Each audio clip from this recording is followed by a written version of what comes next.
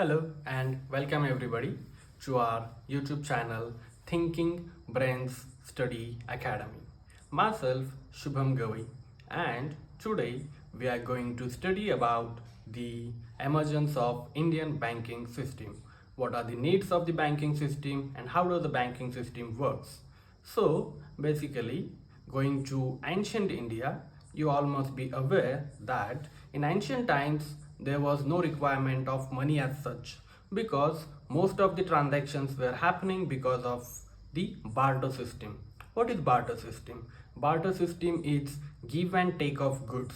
That is barter system. But gradually what happened? We turned towards agricultural economy, then we turned towards some sort of manufacturing. As the income of people went on rising, there was a need for money for the purpose of transaction. So you might be aware during the Gupta period there was the introduction of coins. So it was not uniform throughout the country. The first case of uniform currency throughout the country could be traced somewhere recently during the emergence of British rule in India. You all must be aware that there was a Imperial Bank of India which was set up by Britishers. Initially, this Imperial Bank of India was given the task to overlook the Indian currency system, but this was a failed experiment. Imperial Bank of India had limitations of territory, therefore it could not look into the uniformity of currency throughout India. Later on, in 1920, Hilton Young Commission, it was set up to check the uniformity of currency could be balanced throughout India or not.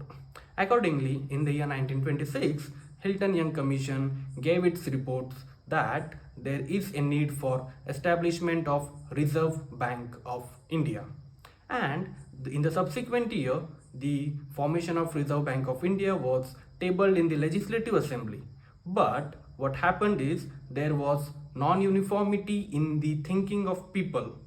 There was non-uniformity in the currency and its value also, and there was non-uniformity in the thinking of people also, which led to the dismissal of this bill. Later on, in the 1931, there was one committee which was set up, and that committee said that now there is a dire need of establishment of uniform currency system throughout India. And in 1931, this issue was again rise to prominence importance. So in the year 1931, again efforts were made to make sure that there should be uniform banking system throughout the country.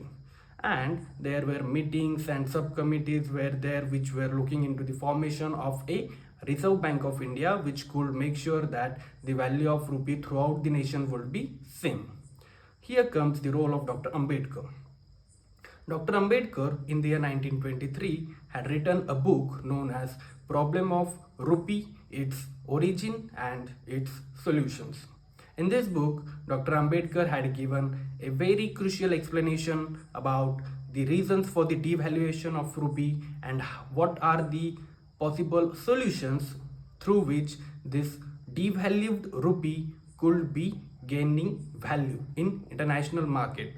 So the aim of this book and the aim of the formation of Reserve Bank of India was to make Indian currency, that is rupee, a competent enough source throughout the country and in international markets. So according to the recommendations and suggestions of Dr. B.R. Ambedkar and his book, there was the formation of Reserve Bank of India in the year 1935. That's all for today. I hope you guys have learned and you guys have enjoyed the session. Do share your feedbacks in the comment box. Thank you so much.